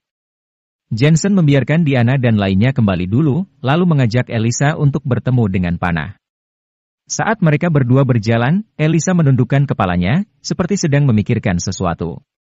Beberapa saat kemudian, dia mendongak ke atas dan berkata, "Sebenarnya, Pak Jensen seharusnya mengantarku untuk menemui kakakku kan, karena Pak Jensen yang dipercayakannya untuk melindungiku." Jensen tidak menyangka gadis kecil ini ternyata sudah mengetahuinya. Dia pun bertanya, "Bagaimana bisa kamu tahu tentang kakakmu?" "Dasar bodoh, aku ini Elisa, bagaimana bisa aku tidak mengetahuinya dari internet?" Elisa memandang Jensen dengan angkuh, "Aku mengetahuinya sejak aku berusia 12 tahun. Kakakku dibawa pergi oleh organisasi pembunuh asing. Dia takut organisasi pembunuh itu akan merugikan kami, jadi dia berpura-pura untuk tidak mengenaliku. Organisasi pembunuh itu bernama Organisasi Pembunuh Malam. Aku dapat menemukan semua tentangnya di situs web internasional. Bahkan, aku dapat mengetahui cara kerja mereka dan cara terhubung dengan mereka." Jensen pun sadar, orang ini adalah peretas papan atas, itulah sebabnya grup Feixiong ingin menculiknya. "Kami melacak alamat IP mereka dan menemukan tempat di mana kakakku terakhir kali menggunakan komputer, yaitu di puncak Bukit Merkuri." Elisa menambahkan. Jensen sungguh terkejut mendengar ucapannya. Gadis ini benar-benar bisa mencari apapun. Namun, karena gadis ini ahli dalam jaringan komputer dan bisa melacak organisasi pembunuh malam, pergerakan mereka dapat dengan jelas diketahui. Memikirkan hal ini, Jensen mengungkapkan isi pikirannya. Namun, yang mengejutkan Jensen adalah Elisa sama sekali tidak menolaknya, justru menyetujuinya tanpa berpikir 2 kali. Episode 237. Tidak lama kemudian, keduanya kembali ke villa puncak Bukit Merkuri. Panah sudah tahu bahwa Jensen akan kembali. Liam juga sudah cukup lama menunggunya di sana. "Tuan Jensen." Melihat 2 orang yang datang dari arah jalanan pegunungan, keduanya sangat bersemangat, terutama Liam. Dia tahu bahwa Jensen pergi ke Lop Nur sendirian untuk menyelamatkan adik perempuan Panah. Tampaknya, selain keterampilan medisnya yang tak tertandingi, keterampilan fisik Tuan Jensen juga sangat hebat. "Terima kasih, Tuan Jensen." Panah mengatakannya dengan tulus kepada Jensen. Suatu kali, dia hampir dibunuh oleh organisasi malam. Jensen menyelamatkannya dan menyembunyikannya dari kejaran mereka. Sekarang, Jensen bahkan telah menyelamatkan adik perempuannya. Kebaikan yang luar biasa ini, sampai kapanpun dia tidak akan mampu untuk membalasnya. "Tidak apa-apa." Jensen menggelengkan kepalanya dan bertanya, "Adikmu berniat membantu kita, bagaimana menurutmu?" "Baiklah kalau begitu." Panah mengangguk, tentu saja dia ingin Elisa membantu Jensen. Hal ini dapat membuat Elisa tetap di sisinya, bahkan bisa mengurusnya. "Karena kamu menyetujuinya, maka urusannya sudah beres." Jensen tersenyum sembari mengangguk, lalu menatap Elisa dan berkata, apa yang tidak kamu mengerti, langsung tanyakan saja pada panah. Gajimu juga akan diatur olehnya. Kamu mengobrol saja dengannya, aku pulang duluan, ya. Dia tahu bahwa dua saudara perempuan itu sudah tidak bertemu selama bertahun-tahun, tentunya ada banyak hal yang mau dibicarakan. Tentu saja, dengan karakter panah yang pendiam, sepertinya mereka juga tidak akan berbicara terlalu banyak. Setelah meninggalkan puncak Bukit Merkuri, Jensen segera bergegas pulang dan tidak kembali selama beberapa hari. Dia sangat merindukan istrinya. Baru saja sampai di pintu villa, dia malah bertemu dengan Diana. Bukannya memasuki villa, Diana justru menendang batu di luar halaman. Dia berlari dengan gembira setelah melihat Jensen. Kakak ipar, kamu sudah kembali. Diana dengan penuh semangat meraih tangan Jensen, jauh lebih ramah daripada sebelumnya. Jensen sungguh kewalahan. Gadis kecil ini sering menggodanya, tidak tahu apakah itu disengaja atau tidak. Kemudian dia tertawa, apakah kamu takut tidak bisa menjawab jika ayah dan ibu bertanya? Diana jarang meninggalkan rumah untuk waktu yang lama. Jika dikatakan dia diculik, orang tua Diana pasti akan ketakutan setengah mati. Faktanya, bahkan jika Diana teringat kembali akan adegan di Lopnur itu sekarang, dia masih sangat merasa ketakutan. Mungkin dia terlahir dalam lingkungan yang damai, sama sekali tidak terpikirkan sisi lingkungan yang seperti itu. Gunakan saja aku sebagai alasannya, katakan saja aku mengajakmu jalan-jalan selama beberapa hari, kata Jensen. Alasan ini cukup bagus, terima kasih, kakak ipar. Diana berjinjit dan tiba-tiba mencium pipi Jensen. Ini sungguh mengejutkannya. Anak gadis ini semakin lama menjadi semakin berani saja. Kakak ipar, tahukah kamu, setelah keluar pagi itu, aku tiba-tiba tidak sadarkan diri karena mereka. Saat aku bangun, aku sudah tiba di Lopnur. Yang muncul di pikiranku pertama kali saat itu bukanlah orang tua ataupun kakakku, tetapi justru kamu. Aku selalu memiliki intuisi bahwa kamu pasti akan datang untuk menyelamatkanku. Diana memandang Jensen dengan penuh perasaan dan berkata, kemudian, kamu benar-benar datang, sungguh ajaib. Jensen ditatap olehnya hingga tercengang. Sebenarnya, gadis kecil ini sangat beraura, terutama ketika dia bersikap serius. Apa yang sebenarnya dia pikirkan? Ini adalah adik istrinya. Masuk sana. Jensen merasa malu, kemudian mengajak Diana memasuki villa. Benar saja, ketika ayah dan ibu Diana melihatnya, mereka mengeluh secara bergantian. Jika bukan karena Diana yang memang sering memberontak biasanya, juga sesekali menginap di rumah teman sekelasnya, mereka sudah hampir melapor polisi. Ibu, ayah, jangan berpikir berlebihan. Aku hanya mengikuti kakak ipar pergi jalan-jalan ke lautan sebentar. Kita juga pergi bersama beberapa teman sekelasku. Bukannya terakhir kali aku sudah memberitahu kalian bahwa pulau di lautan itu sangat indah. Kami semua pergi ke sana untuk liburan. Diana menjawab sembari tertawa. Ibu Diana menegur dengan ekspresi masam, kamu memang sudah bilang, tapi setidaknya kamu harus memberi kita kabar, bukannya tiba-tiba menghilang selama beberapa hari, kamu ini membuat kami cemas setengah mati. Sudahlah, sepertinya mereka juga tampak lelah, biarkan anak-anak beristirahat dulu saja. Ayah Diana melihat mereka berdua baik-baik saja, jadi tidak terlalu banyak berpikir. Diana diam-diam menjulurkan lidahnya ke Jensen, lalu berjalan ke kamarnya. Jensen juga kembali ke kamarnya. Dia sedang memikirkan bagaimana cara menghadapi Elena. Kemudian, dia melihat Elena baru saja pulang kerja tidak lama dan sedang duduk di kursi, melepaskan stoking warna kulit miliknya dan mendisinfeksi luka di kakinya dengan alkohol. Elena, kamu kenapa? Jensen terkejut. Oh, aku terluka sedikit saat menyelesaikan urusan hari ini, bukan masalah besar. Aku tidak menyangka gangster itu memiliki granat. Elena tidak begitu peduli dan tersenyum. Jensen merasa ketakutan saat melihat keadaannya, Elena juga terlihat lelah, dia pun ikut merasa sakit hati. Sebenarnya, dia sama sekali tidak paham dengan Elena yang bekerja keras seperti ini, apakah itu untuk cita-citanya? Atau untuk mengabdi kepada tanah airnya? Dia tiba-tiba teringat akan Felicia. Felicia sudah menjadi anggota tim aksi khusus. Demi tugas itu, dia bahkan rela mengorbankan nyawanya. Jika Elena nantinya akan bergabung dengan tim aksi khusus, apakah dia akan melakukan hal yang sama juga? Duduklah, aku akan membantumu. Memikirkan ini, Jensen pun merasa sedikit kesal. Elena terkejut dengan kemunculan Jensen. Dia ingin mengatakan sesuatu, tapi saat melihat Jensen yang sepertinya sedang marah, dia tidak berani mengatakan sepatah kata pun. Bekerja memang bekerja, tetapi tubuhmu adalah asetmu, tahukah itu? Sembari mendisinfeksi luka Elena, Jensen berujar dengan nada kecewa. Elena berkata seperti gadis kecil yang habis melakukan kesalahan, aku mengerti, hanya saja, ini memang pekerjaanku, aku juga tidak memiliki pilihan lain. Kalau bisa, aku benar-benar ingin kamu mengganti pekerjaanmu. Namun, aku juga tahu bahwa kamu tidak suka dengan pekerjaan bersih perempuan semacam itu, lebih tertarik untuk memiliki karir dan mengejar cita-citamu. Sejak kecil, kamu mengidolakan tentara yang mempertahankan negara, sampai kamu ingin menjadi polisi setelah lulus. Oleh karena itu, aku tidak akan keberatan dengan cita-citamu itu. Namun, tolong jaga dirimu, jangan sampai suamimu ini khawatir. Jensen sengaja bersikap serius. Aku tahu, aku sudah salah. Elena cukup patuh dengan Jensen dalam hal ini, kemudian dengan patuh mengakui salah. Dia cantik. Ketika dia menundukkan kepala dan mengakui kesalahannya seperti ini, dia terlihat sungguh menawan, membuat Jensen tidak bisa marah dengannya. Dia hanya bisa mengakui istri yang begitu cantik. Siapa yang membiarkan dirinya menjadi laki-laki? Jika seorang pria tidak melindunginya, siapa lagi yang akan melindunginya? Ayo, lepaskan stokingmu.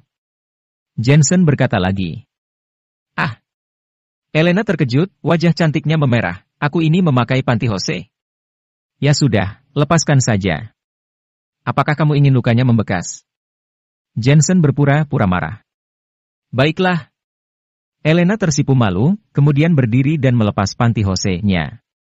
Meski dia melakukannya dengan acuh tak acuh, namun membuat Jensen tak bisa berkata-kata. Tingkah laku wanita cantik ini sungguh memanjakan mata. Selanjutnya, dia berjongkok, mengeluarkan kotak obat, mengambil beberapa ramuan obat di dalamnya, memasukkannya ke dalam mulutnya dan mengunyahnya, lalu mengoleskannya di kaki Elena. Untung saja tadi dia pergi ke hutan yang terdapat banyak bahan obat langka yang bisa dia kumpulkan dalam kotak medis. Kalau tidak, dia sudah harus pergi ke aula Singlin. Sungguh menyegarkan. Luka di kaki Elena sedikit terasa menyakitkan, tapi sekarang sudah tidak terasa. Tiba-tiba, dia berkata, Jensen, punggungku masih ada luka. Bisakah kamu mengoleskannya untukku? Kenapa kamu tidak mengatakannya dari tadi? Jensen mengangguk, lalu memberinya isyarat untuk membuka pakaiannya. Wajah cantik Elena langsung memerah.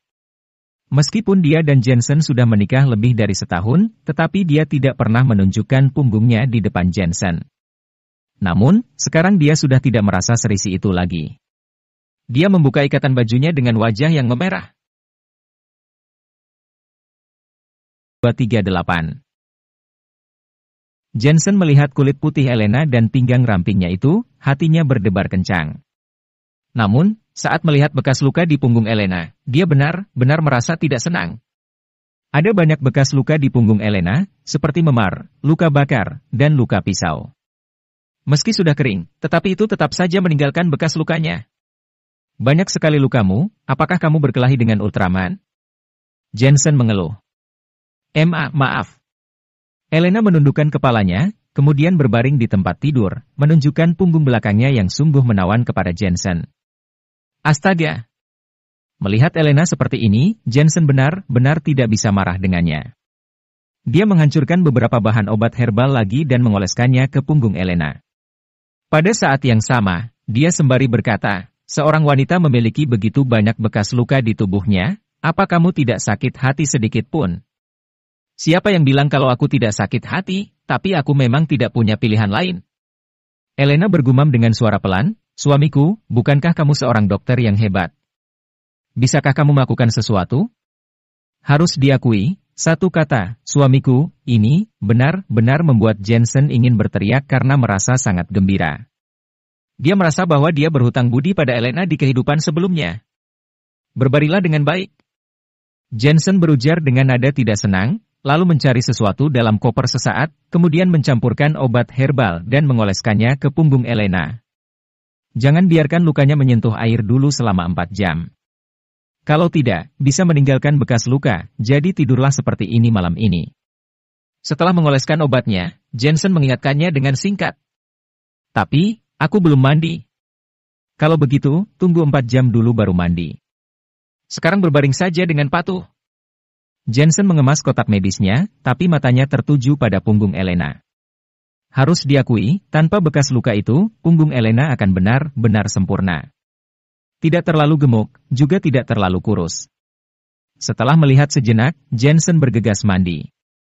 Dia tidak cukup istirahat akhir ini, jadi dia mau tidur lebih awal dan berbaring di samping Elena.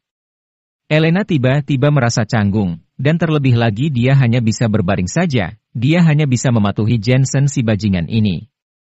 Semakin Jensen melihatnya, dia juga semakin bergairah. Dia tidak tahan dan meraih tangannya ke dalam selimut, kemudian memegang sebuah barang berbentuk bulat besar. Wah, sangat besar. Jensen sungguh tercengang. Kamu, dasar bajingan. Elena marah dan wajahnya memerah, tapi dia juga takut lukanya akan meninggalkan bekas. Jadi, dia tidak berani bergerak dan hanya bisa membiarkan bajingan ini memanfaatkannya. Malam ini, Jensen tidur dengan sangat nyenyak. Setelah melewati masa di hutan, dia akhirnya menyadari kehangatan rumahnya. Dia menemukan bahwa dia lebih menyukai kehidupan yang damai ini, daripada kehidupan penuh tantangan yang menggairahkan itu. Keesokan harinya, Jensen pergi lebih awal ke aula Singlin karena dia ingin menyiapkan bahan obat herbal untuk Elena. Bisnis aula Singlin sekarang sedang berjalan dengan sangat baik. Antrian di pagi hari saja sudah penuh, bahkan banyak orang yang datang dari provinsi lain. Pak Jensen, kamu sudah datang. Melody dan Farrell sedang sibuk, dan sangat senang saat melihat Jensen. Jensen. Bibinya sebenarnya sedang membantu kakek Herman, tetapi dia juga datang menghampiri, kemudian tertawa sembari berkata, ada terlalu banyak pasien selama periode waktu ini. Ayah sudah menyembuhkan beberapa penyakit umum yang sulit dan bermacam-macam, dan masih tersisa beberapa penyakit lain yang sulit untuk disembuhkan. Ayah yang memintamu untuk datang ke sini. Kemudian, dia mengeluarkan buku catatan yang berisi catatan pasien yang terdaftar, dan semuanya memiliki penyakit yang sulit untuk disembuhkan. Baiklah, aku akan masuk ke dalam klinik, persilahkan pasien untuk masuk. Jensen mengangguk, bersama Melody masuk ke dalam klinik, dan berniat untuk sekalian mengajari mereka beberapa hal. Saudara Jensen, apakah kamu di sana? Pada saat ini, masuk 2 orang dari arah gerbang, yaitu reagen dari aula obat, bersama dengan putranya, Mulin. Jensen selalu menghormati Tuan Reagen dan segera menyapanya, sementara Mulin tampak canggung untuk mengalah dengan Jensen. Namun, prestasi Jensen di bidang medis adalah sesuatu yang perlu dia hormati, ini memang harus diakui, tapi dia juga tidak bisa merendahkan egonya. Saudara Jensen, kamu sungguh baik hati. Sebenarnya kita telah datang ke sini 3 kali, tapi hari ini baru bisa bertemu denganmu. Tuan Reagen duduk dan tertawa. Jensen meminta Farrell untuk membuatkan teh, lalu dengan canggung berkata, maaf, beberapa waktu ini ada banyak hal yang harus diurusi. Jika Tuan Reagen mau mencariku, kenapa tidak langsung meneleponku saja? Tuan Reagen berkata dengan nada terkejut, sungguh aneh, aku sudah mencoba meneleponmu beberapa hari yang lalu, tapi selalu tidak aktif. Jensen tahu, itu karena dia sedang berada di Lopnur, di sana memang tidak ada sinyal sama sekali. Hehe, ayah, jangkauan Dr. Jensen sangat luas. Dia sekarang dokter besar dalam dunia medis di Asmenia, mana mungkin memperhatikan dokter kecil seperti kita ini. Mulin tiba-tiba berkata dengan wajah yang masam.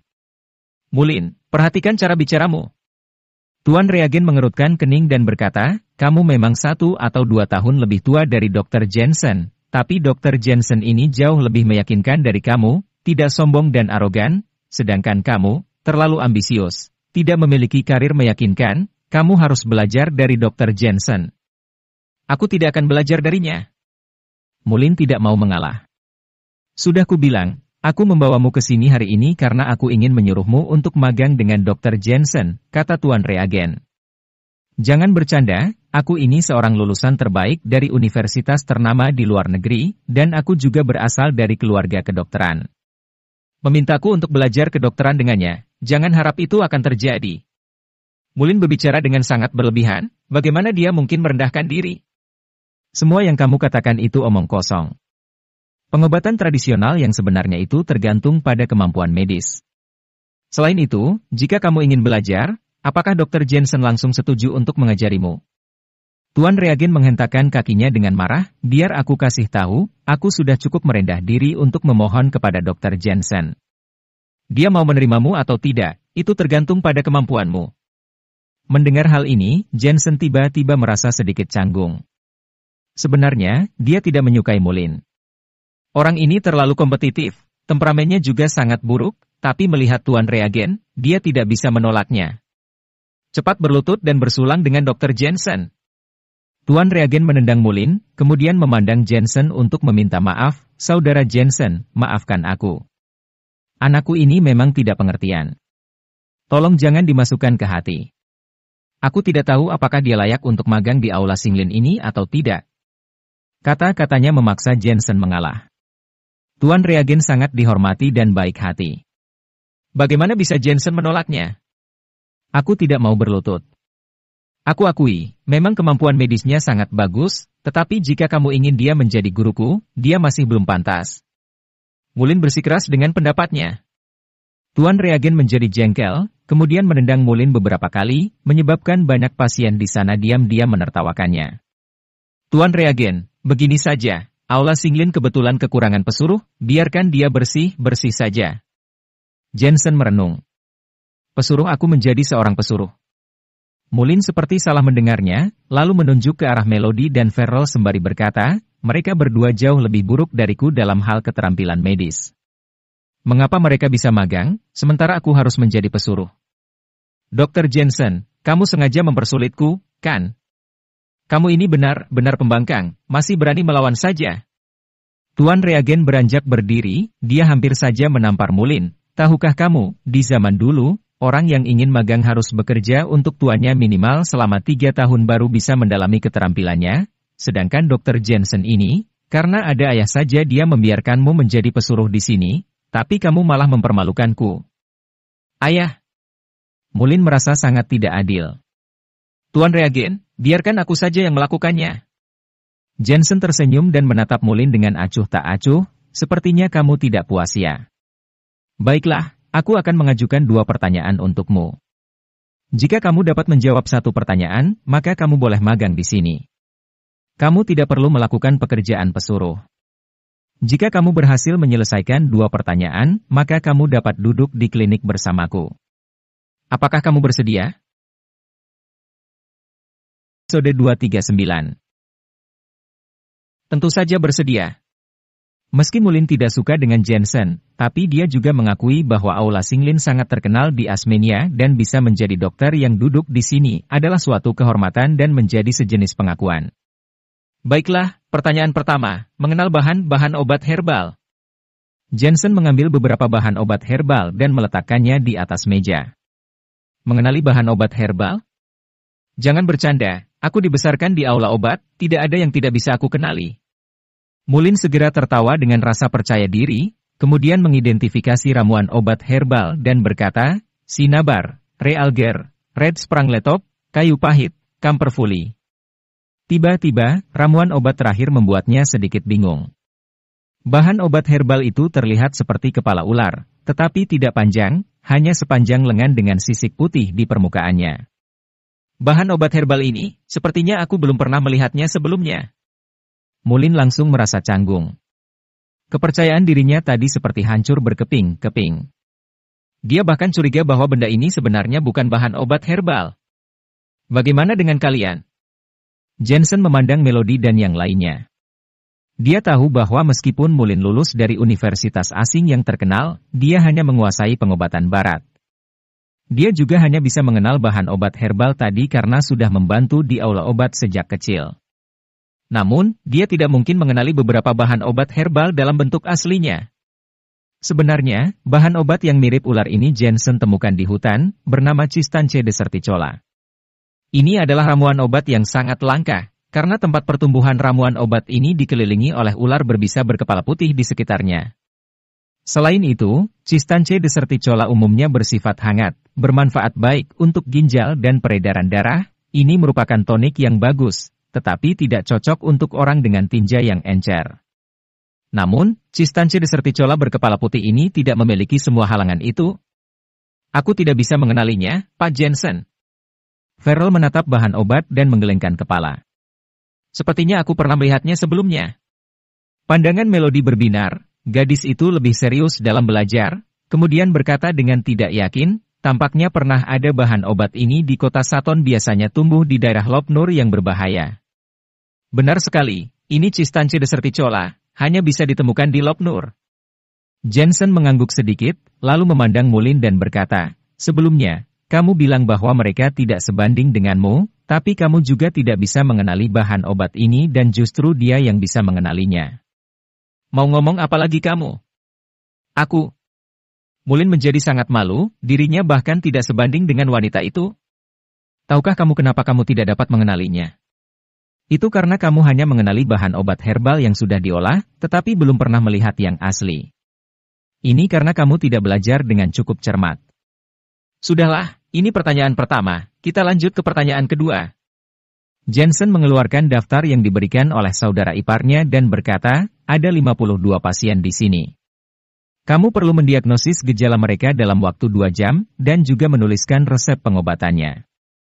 Jika kamu dapat menyelesaikannya, kamu dapat duduk di sini untuk mendiagnosis pasien. Ngomong-ngomong, pasien di sini bukan hanya sakit flu dan demam biasa, juga bukan menderita penyakit yang biasanya ada di rumah sakit biasa. Lagi pula, jika mereka sembuh jika hanya di rumah sakit biasa, maka mereka tidak akan datang ke sini. 52 pasien? Mullin tercengang dan menggelengkan kepalanya, bagaimana mungkin? Bahkan setiap pemeriksaan saja bisa memakan waktu setengah jam, belum lagi pasien ini bukan hanya sakit ringan. Aku tidak bisa melakukannya. Aku menyerah, tapi aku yakin tidak akan ada yang bisa melakukannya. Saat ini, masih banyak pasien yang sedang mengantri untuk berkonsultasi. Setelah mendengar kata-kata Jensen, mereka juga merasa itu hal yang tidak mungkin. Bagaimanapun, penyakit yang tidak dapat diobati di rumah sakit biasa adalah penyakit yang langka. Melakukan segala jenis pemeriksaannya saja mungkin akan memakan waktu 1 hari untuk setiap pasiennya. Hanya karena kamu tidak bisa melakukannya, bukan berarti orang lain juga tidak bisa. Jensen dengan enggan menggelengkan kepalanya, lalu duduk melihat daftar di tangannya dan berkata, Leonardo, apakah ada di sini? Dr. Jensen, aku di sini, aku di sini. Tak lama kemudian, segera masuk seorang lelaki tua, dia terlihat berjalan dengan susah payah, kemudian duduk di depan Jensen. Ketika melihat Dr. Jensen hendak menunjukkan kemampuannya, orang-orang di sekitar juga ikut merasa penasaran. Mullin diam-diam mendengus dingin. Dia diam-diam menghitung waktunya. Dia tidak percaya kalau Jensen bisa mengobati 52 pasien hanya dalam waktu 2 jam. Ketika Jensen gagal, dia akan memberi Jensen pelajaran agar ayahnya tidak selalu memuji Jensen dan menginjak harga dirinya lagi. Dr. Jensen, ini sangat aneh.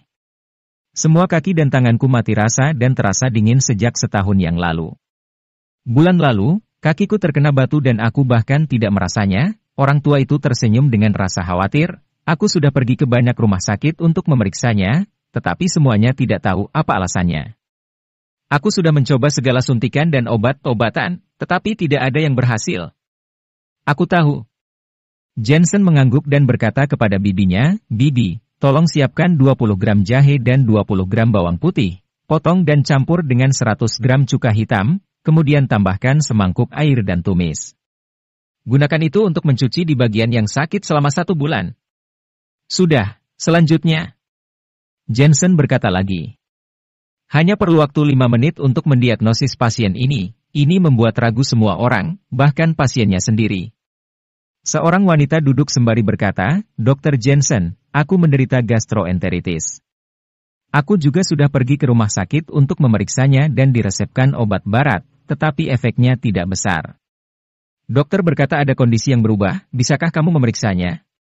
Jensen merasakan denyut nadinya, kemudian berkata kepada Melody, Melody, siapkan 100 gram pepaya dan 100 gram lentil, lalu masak dengan air, makan kacangannya dan minum supnya 2 kali sehari, sumber penyakitmu akan hilang dalam setengah bulan. Wanita itu merasa ragu, kemudian tiba giliran pasien berikutnya. Ah, ini sungguh mujarab. Pada saat ini, lelaki tua dengan tangan dan kaki yang mati rasa itu berseru terkejut, Terlihat bahwa setelah dia mengolesi tangan dan kakinya dengan obat tradisional Huaxia yang dimasak oleh bibinya itu, tangan dan kakinya secara bertahap menjadi tidak mati rasa lagi. Bibinya tertawa sembari berkata, "Aku sudah menulis resepnya. Kamu bisa menerapkannya sekali sehari dan akan sembuh dalam sebulan." "Terima kasih, Dr. Jensen. Terima kasih Aula Xinglin." Orang tua itu sangat bersyukur, dan dia adalah orang yang kaya, jadi dia meminta putranya untuk membawa setumpuk uang untuk diberikan kepada bibi Jensen itu.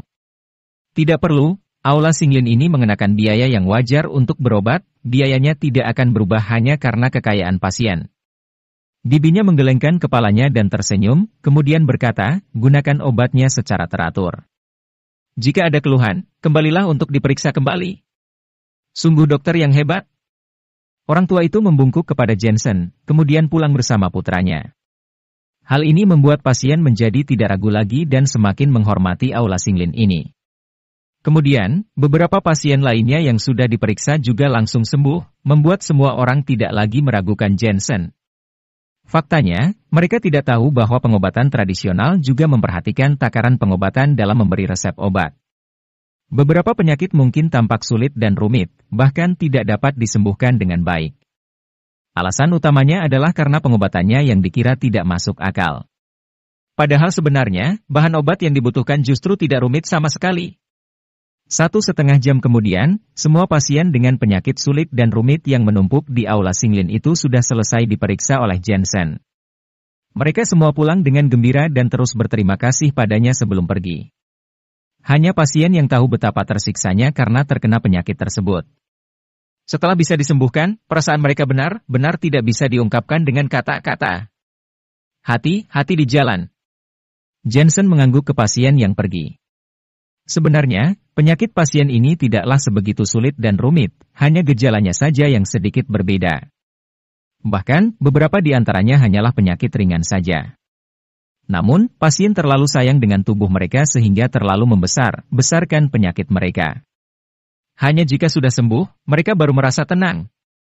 Dan ini juga salah satu masalah yang sulit bagi rumah sakit besar. Rumah sakit mungkin tidak dapat menyembuhkan beberapa penyakit ringan hanya dalam satu kali diagnosa karena kurangnya sumber daya medis, jadi mereka tidak terlalu memperhatikannya. PFFFT. Saat ini, Mulin berlutut dan bersujud terus-menerus kepada Jensen. Episode 240. "Guru, terimalah aku, bahkan menjadi pesuruh saja, aku juga bersedia." Mulin menyaksikan keterampilan medis ajaib Jensen berulang kali, dan sekarang dia mengakui kehebatannya. Melihat putranya yang akhirnya merendahkan ego dirinya dan menjadi orang yang tulus, Tuan Reagen tidak bisa menahan senyumnya. Dia sebenarnya cukup tertekan, karena putranya sudah tumbuh dewasa, tetapi berkali dia tidak mendengarkan kata-kata ayahnya ini. Hanya orang-orang sepantarannya dengan keterampilan yang hebat saja yang bisa meyakinkannya. "Berdirilah." Jensen membantunya berdiri, kemudian Mulin meminta Tuan Reagen untuk membawa cangkir itu dan menyerahkannya kepada Jensen dengan kedua tangannya. "Guru, tolong minum teh penghormatanku ini." Jensen menggelengkan kepalanya. Ini bukan zaman kuno lagi yang memiliki begitu banyak aturan. Namun, ketika dia melihat ketulusan Mulin, dia akhirnya menyesap tehnya. "Kamu bisa mulai bekerja besok, gajinya 3.000 yuan. Tugasmu adalah melakukan pekerjaan fisik yang kasar dan berat. Kemudian, sambil belajar dengan kakekku, nanti akan ada saatnya kamu sudah cukup pantas untuk aku ajari sendiri," kata Jensen. "Terima kasih, Guru." Mulin berdiri dengan penuh semangat dan magang di tempat Dr. Jensen. Kemampuannya di bidang medis di Asmenia juga sangat tinggi. Meskipun saat ini dia hanya seorang pesuruh, tapi merupakan suatu kehormatan juga bisa menjadi pesuruh dokter besar Jensen. Setelah mengobrol dengan Tuan Reagen membawa Mulin untuk pulang. Jensen melihat ke arah Aula Xinglin yang ramai, dalam hatinya merasa memiliki pencapaiannya tersendiri. Dia bangga dengan warisan leluhurnya dan menganggap bahwa mengobati dunia adalah tugasnya. Dia tentu saja merasa sangat senang bisa membantu lebih banyak orang. Dia melihat ke lemari obat di Aula Xinglin, lalu melihat peralatan lainnya, dan kemudian berkeliling lagi. "Dr. Jensen." Semua pasien yang lewat tersenyum sopan kepada Jensen. Senyuman itu juga merupakan rasa hormat yang tulus untuknya. Jensen mengangguk, berjalan keluar dari aula Singlin dan melihat ke arah jalanan. Tiba-tiba, dia mengerutkan keningnya karena melihat banyak orang yang sedang berkumpul di sana. Orang yang ingin pergi ke aula Singlin untuk menemui dokter harus mendaftar di sini dan membayar biaya layanan.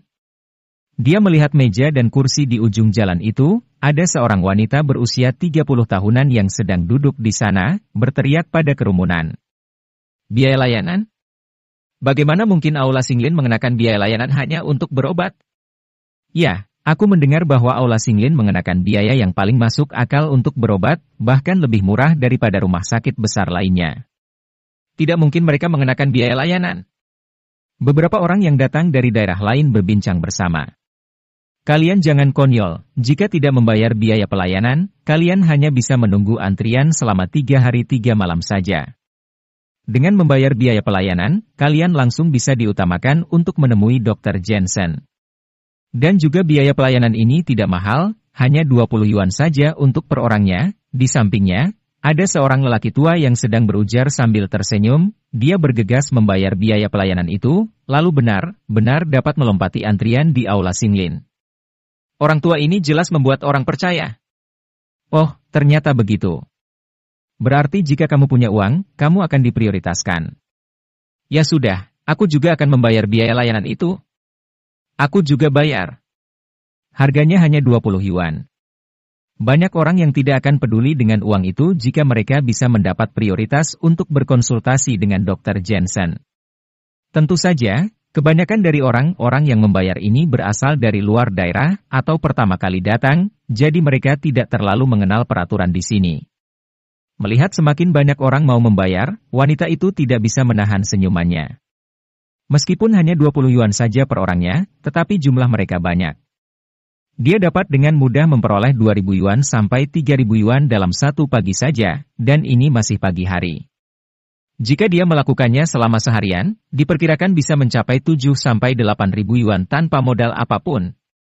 Jensen diam-diam melihat kejadian ini. Hatinya mulai merasa marah karena seseorang menggunakan nama aula Singlin untuk memungut biaya. Dari mana asalmu? Kantor pengurus jalan? Atau pribadi? Jensen muncul dan bertanya. Anak muda, kami dari kantor pengurus jalan dan juga membantu aula Singlin menyelesaikan sedikit urusan. Kamu siapa? Wanita itu mengerutkan keningnya pada Jensen. Membantu aula Singlin? Kenapa aku belum pernah mendengar ini sebelumnya, dan apakah kalian benar-benar dari kantor pengurus jalan? Jensen bertanya, sejauh yang aku tahu, aula Singlin tidak meminta biaya ekstra untuk berobat. Kalian ini menipu pasien, sungguh bukan perbuatan yang baik. Kalian itu penipu. Wajah wanita itu berubah drastis, kemudian dengan dingin berkata, anak muda, kami ini dari kantor pengurus jalan. Ada apa? Kalau tidak percaya, tanyakan saja ke kantor pengurus jalan sana. Setelah mengatakannya, dia kemudian melihat ke belakang dan terlihat beberapa orang setengah baya dengan pakaian mewah datang, kemudian dia berbisik, nak, ini bukan urusanmu. Kami adalah orang-orang Kak Bison Gang Kobra. Jangan berani-beraninya kamu membuat masalah dengan kami. Kalau tidak, hati-hati akan terkena masalah. Jensen langsung mengerti bahwa gangster di dekatnya menghasilkan banyak uang dengan meminjam nama aula Singlin. Ini membuat Jensen semakin marah. Kakeknya membuka aula Singlin untuk membantu orang biasa, bukan demi uang semata. Orang-orang ini sebaliknya memanfaatkan nama aula Singlin untuk memungut biaya dan menipu pasien di sini. Jensen dengan dingin berkata, kamu dari kantor pengurus jalan, bukan? Kebetulan, jalanan ini milikku. Aku merasa sangat aneh, mengapa aku tidak tahu kalau aku harus memungut biaya? Kamu? Wanita itu melihat Jensen dari atas sampai bawah, melihat Jensen yang berpakaian biasa, kemudian mencibir, kamu hanya mengarang saja. Jika jalan ini milikmu, maka seluruh Asmenia adalah milik Kak Bison. Anak muda, kesabaran kami ini ada batasnya, lebih baik kamu pergi saja. Kami bekerja atas nama aula Singlin. Jika kamu tidak ingin berobat, pergi saja. Jangan mengganggu bisnis aula Singlin ini. Beberapa pria itu mendorong Jensen, tetapi Jensen menangkisnya hanya dengan satu tangan saja, kemudian memberinya tepukan yang terlihat biasa, tetapi langsung membuat mereka sangat terkejut. Sepertinya dia adalah Dr. Jensen dari aula Singlin. Keributan Jensen menarik perhatian banyak orang. Beberapa orang mengenalinya. Masa sih dia Dr. Jensen yang hebat itu? Itu benar. Aku baru saja dari aula Singlin dan melihat langsung Dr. Jensen yang mendiagnosis pasien. Dan orang-orang ini, mereka hanyalah pembohong. Kerumunan itu gempar. Wajah wanita itu berubah drastis. Mereka ribut dengannya, yang ternyata adalah Dr. Jensen itu sendiri. Dia ini terlalu muda untuk seorang Dr. Jensen. Apakah kamu benar Dr. Jensen yang hebat itu? Wanita itu bertanya, dengan nada tidak percaya. Jensen menghela napas dan tersenyum, bukannya kamu bekerja untuk aula Singlin. Kenapa kamu bahkan tidak mengenali dokternya? Aku. Wanita itu tidak bisa menjawab, sementara orang-orang di sekitarnya sudah bubar dalam keriuhan dan kembali mengantri. Dia menatap beberapa wanita itu dengan marah karena sudah menipu uang mereka. Kembalikan uang kami. Orang-orang yang sudah membayar sebelumnya menjadi marah dan meminta uangnya untuk dikembalikan. Uang apanya? Tanyakan saja pada Kak Bison sana. Wanita itu bukannya bersikap lembut, dia justru mengutuk kerumunan itu, kemudian menelepon. Setelah itu, dia memandang dengan dingin ke arah Jensen dan berkata, Dr. Jensen, kamu hanyalah dokter biasa. Jangan memaksakan seorang untuk berbuat sesuatu, Kak Bison akan datang ke sini sekarang. Tunggu saja kamu. Silahkan saja, aku juga ingin melihat seperti apa Kak Bison ini. Jensen mencibir, orang-orang ini menipu uang pasien, masih berani punya alasan apa lagi? Tak lama kemudian, sebuah mobil Mercy berhenti di jalan, kemudian turun beberapa pria yang berpakaian sembarangan. Mereka mengeliling seorang pria parubaya yang mengenakan kalung emas dan terlihat berkuasa dan kaya raya. Pria parubaya itu berjalan dengan posturnya yang gemuk, tetapi wajahnya sangat berisi dan kencang, membuatnya terlihat seperti orang yang kejam. Kak Bison, itu dia. Itu Dr. Jensen dari aula Singlin. Melihat pria parubaya itu datang, para wanita itu menatap Jensen dengan penuh emosi, wajah mereka seperti penuh dengan kemenangan. Apakah kamu Dr. Jensen dari aula Singlin? Pria parubaya itu mendatangi Jensen dan memandangi Jensen dari atas sampai bawah, namaku adalah Bison. Orang-orang di sini memanggilku Kak Bison.